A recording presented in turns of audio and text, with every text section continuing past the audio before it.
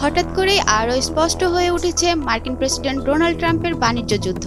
বিশ্বব্যাপী সবার বিরুদ্ধে লড়াই করার পরিবর্তে চীন বনাম যুক্তরাষ্ট্র বিশ্বের দুই অর্থনৈতিক দানব এখন মুখোমুখি। দুই দেশের আরোপিত পারস্পরিক শুল্ক, প্রযুক্তি ও ক্ষমতার দৌড়ে বিশ্ববাসী দেখতে চলেছেন এক ভয়াবহ বাণিজ্য যুদ্ধ। ডোনাল্ড ট্রাম্পের নেতৃত্বে এই যুদ্ধ কিভাবে বদলে দেবে বিশ্ব অর্থনীতির হিসাব নিকাশ, তাই এবার দেখার বিষয়।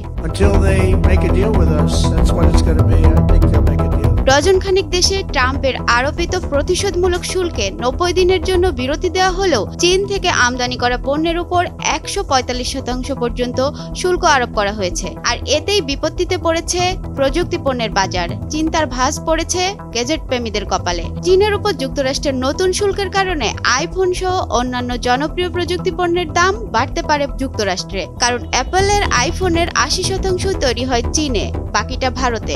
ফলে এই শুল্ক নীতির সরাসরি প্রভাব অ্যাপলের উপর পড়বে বলে মনে করছেন বিশ্লেষকরা।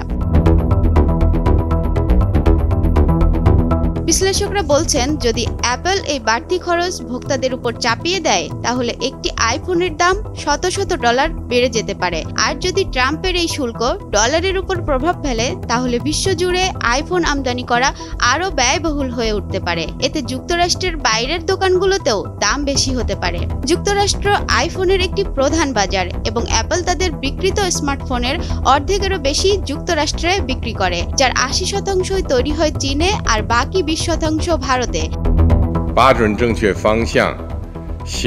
তবে শুল্কের প্রভাব কমাতে চীন থেকে উৎপাদন সরিয়ে ভারতে নিয়ে যাচ্ছে প্রতিষ্ঠানটি। বর্তমানে ভারতে বছরে 30 থেকে 40 মিলিয়ন আইফোন তৈরি হচ্ছে, যা দ্বিগুণ করলে চীনা শুল্কের প্রভাব কমানো সম্ভব। বার্তা সংস্থা রয়টার্স জানিয়েছে, চীনা শুল্ক এড়াতে অ্যাপল ভারত থেকে 600 টনেরও বেশি আইফোন কার্গো ফ্লাইট ভাড়া করে যুক্তরাষ্ট্রে পাঠিয়েছে।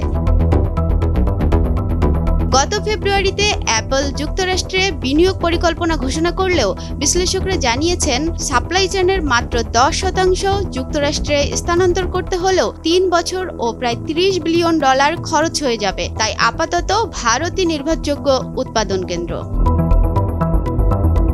মূলত ট্রাম্পের শুল্ক নীতি শুধু যুক্তরাষ্ট্রেই নয়, পুরো বিশ্বে প্রযুক্তি বাজারে প্রভাব ফেলতে পারে। যদি এই শুল্ক সরাসরি যুক্তরাষ্ট্রের বাজারের ক্ষেত্রে প্রযোজ্য, তবে বিশ্বব্যাপী সরবরাহ শৃঙ্খলে এর প্রভাব পড়ার আশঙ্কা রয়েছে। ফলে বাংলাদেশেও আইফোনের দাম বাড়তে পারে, বিশেষ করে যদি অ্যাপল উৎপাদন খরচের বৃদ্ধি গ্রাহকদের উপর চাপিয়ে দেয়। এখন দেখার বিষয় অ্যাপল কিভাবে এই পরিস্থিতির মোকাবেলা করে। অনামিকা রায়, ভোরের কাগজ।